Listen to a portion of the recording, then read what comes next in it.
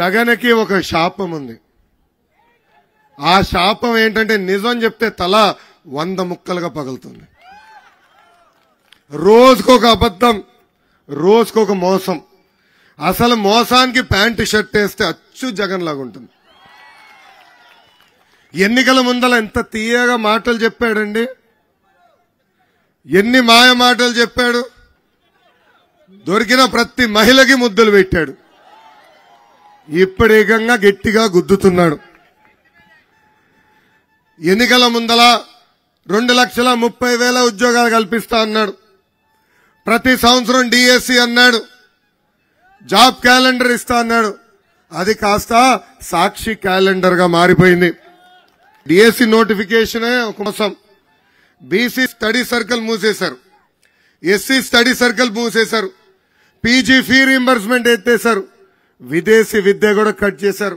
అంతెందుకు ఎన్నికల ముందల 6,500 కానిస్టేబుల్ పోస్టులు ప్రతి సంవత్సరం భర్తీ చేస్తానని హామీ ఇచ్చి ఈ రోజు మాట తప్పాడు ఈ జగన్. ఎన్నికల ముందల ఒక మాట అన్నాడు, ప్రభుత్వం ఏర్పడిన మొదటి 6 నెలల్లో పనులు చేస్తే చిత్తశుద్ధి ఉన్నట్లని. ఇప్పుడు ఎన్నికలకి కరెక్ట్ గా 4 నెలలు ఉన్నాయనగా ఇప్పుడు డిఎస్సి నోటిఫికేషన్ తీసుకొచ్చి మాయ పనులు చేస్తున్నాడు. ఆనాడు గ్రూప్ 2 పోస్టులు ఇస్తానని చెప్పాడు. ఇప్పుడు ఏకంగా గ్రూప్ 2 పోస్టులు 4 నెలల ముందల అనౌన్స్ చేస్తాడు. కేవలం 2 నెలలే ఉన్నాయి ఆ పరీక్షలకి రెడీ అయ్యేదానికి. మన ప్రభుత్వం ఉన్నప్పుడు కనీసం 4 నెలల సమయం ఇచ్చేవాళ్ళం. పోన్లే సమయం తక్కువ ఇచ్చాడు, కనీసం పోస్టులు ఎక్కువ ఇస్తాడు అనుకున్నాం. ఎన్ని గ్రూప్ 2 పోస్టులు విడుదల చేశాడు తెలుసా? కేవలం 897 పోస్టులు. ఆ పోస్టుల కోసం ఎంతమంది పరీక్షలు రాశారో తెలుసా? 5 లక్షల మంది నిరుద్యోగ యువకులు. ఇది జగన్ చేసిన మోసం కాదా అని ప్రజలందరినీ ఒక్కసారి ఆలోచించమంటున్నా. అందుకే ఈ ఉత్తరాంధ్ర సభ ద్వారా నేను ప్రజలు చెప్పదలుచుకున్నా, 2 నెలల్లో ఓపిక పట్టండి, తెలుగుదేశం జనసేన ప్రభుత్వం ఏర్పడుతుంది. ప్రతి సంవత్సరం జాబ్ క్యాలెండర్ విడుదల చేస్తాం. డిఎస్సి నోటిఫికేషన్ ద్వారా ఒక పద్ధతి ప్రకారం 5 సంవత్సరాల్లో ప్రభుత్వ పోస్టులన్నీ మేము భర్తీ చేస్తామని ఈ సభాముఖంగా నేను హామీ ఇస్తున్నా. నిరుద్యోగ యువకులకి నేను పిలిపిస్తున్నా, దయచేసి మీరు అధైర్యపడొద్దండి. నాకు తెలుసు మీరు లక్షల రూపాయలు ఖర్చు పెట్టి కోచింగ్ తీసుకుంటున్నారు. ఈ చేతగాని ప్రభుత్వం చేతుల్లో మీరు తీవ్రంగా నష్టపోయారు. నేను చూస్తున్నా రాష్ట్ర వ్యాప్తంగా అనేక మంది నిరుద్యోగ యువకులు ఆత్మహత్య చేసుకుంటున్నారు. వాళ్ళందరికీ నేను పిలిపిస్తున్నా, 2 నెలలు ఓపిక పట్టండి. మిమ్మల్ని ఆదుకునే బాధ్యత వ్యక్తిగతంగా నేను తీసుకుంటాను. జగన్ ఒక బిల్డప్ బాబాయ్. అందుకే కోట్ల రూపాయలు ఖర్చు పెట్టి యాత్ర 2 సినిమా తీశాడండి. కానీ ఇప్పుడు అది వైకాపా పార్టీకి అంతిమ యాత్రగా మారిపోయింది. వాళ్ళ సొంత పార్టీ ఎమ్మెల్యేలు టిక్కెట్లు కొంటున్నారు, ప్రజలకి డబ్బులు ఇచ్చి దయచేసి సినిమా చూడండి అంటున్నారు. క్వార్టర్ బాటిల్ కూడా ఇస్తున్నారా స్వామి? అయినా ఎవ్వరు చూసేదానికి సిద్ధంగా లేరు. ఈ బిల్డప్ బాబాయ్ కటింగ్లు గట్టిగా వీక్తాడండి. ఒక సభలో అర్జునుడు అంటాడు, ఇంకో సభలో ఏమో అభిమన్యుడు అంటాడు. ఆయన వాస్తవంగా ఒక సైకో, ఒక భస్మాసురుడు. హిట్లర్ గురించి విన్నాం కదా, సద్దాం హుస్సేన్ గురించి విన్నాం కదా, అలాంటి వ్యక్తి ఈ సైకో జగన్. ఈ సైకో జగన్ ని చూస్తే చాలా జాలి వేస్తుంది. మనం చేసిన మంచి పనుల మీద రంగులేసి నేను చేశాను అంటాడు. మనం కట్టిన టిట్కో ఇల్లు పైన రంగులు వేసి నేను కట్టానని చెప్పుకుంటాడు. మనం కట్టిన అన్నా క్యాంటీన్లు మూసేసి రంగులు మార్చి అక్కడ సచివాలయం తీసుకొచ్చి చేశానని పెద్ద ఫోజులు కొడతాడు.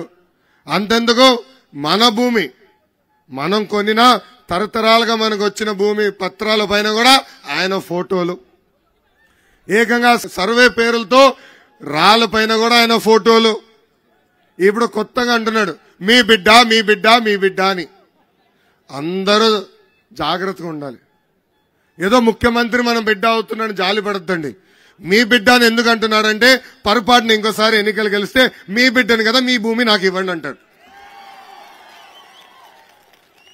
అది ఈరోజు జగన్ పరిస్థితి. చంద్రబాబు గారు లాగా ఏదో మంచి పేరు తీసుకురావాలని ఇమేజ్లు కొట్టాడు. కానీ అది సాధ్యం కాదు. ఎందుకో తెలుసా? జగన్ అంటే ఒక జైల్, బాబు గారంటే ఒక బ్రాండ్. జగన్ ని చూస్తే కోడి కత్తి గుర్తొస్తుంది, అదే బాబు గారిని చూస్తే కియా కార్ గుర్తొస్తుంది. జగన్ ని చూస్తే ఒక ప్రిజనరీ కంపడతాడు, అదే బాబు గారిని చూస్తే ఒక విజనరీ ఈరోజు మనకు కంపడతారు. చంద్రబాబు గారిని అరెస్ట్ చేస్తే మనందరం అధైర్యపడతారు అనుకున్నాడు. కానీ జగన్కు ఒక మాట చెప్పాలనుకున్నా, అసలు భయం మా బయటం లేదు. జగన్ ఏం తప్పు చేయని మా బాబు గారిని 53 రోజులు జైలుకు పంపించావే, 1,00,000 కోట్ల ప్రజాధనాన్ని లూటీ చేసి మీరు తొందరలో జైలుకి వెళ్ళబోతున్నారని ఈ సభాముఖంగా హెచ్చరిక జారీ చేస్తున్నా.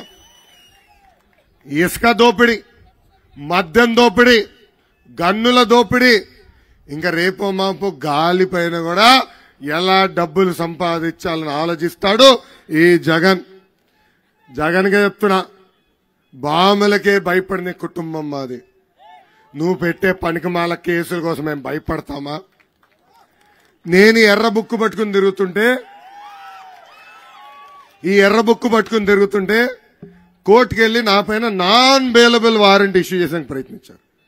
నేను ఎక్కడనే ఉన్నా కదబ్బా, అరెస్ట్ చేయాలంటే రండి, ఎందుకు భయపడాలా? ఏనాడు మేము తప్పు చేయలా. ఆనాడు చంద్రబాబు నాయుడు గారిని అరెస్ట్ చేసినప్పుడు 3,000 కోట్ల రూపాయలు కుంభకోణం అన్నారు. దాని తర్వాత 270 కోట్ల రూపాయలు కుంభకోణం అన్నారు. నిన్న కాక మొన్న కేవలం 27 కోట్ల కుంభకోణం అంటారు. ఈ సభాముఖంగా జగన్ కి నేను సవాల్ ఇస్తున్నా, టైం డేట్ నువ్వు ఫిక్స్ చేయి, చర్చకు నేను సిద్ధం. నువ్వెంత అవినీతి చేశావో, మేమెంత చిత్తశుద్ధితో బతికామో నిరూపించడానికి నేను సిద్ధం. నువ్వు సిద్ధమా అని ఈ సభాముఖంగా నేను నిలదీస్తున్నా.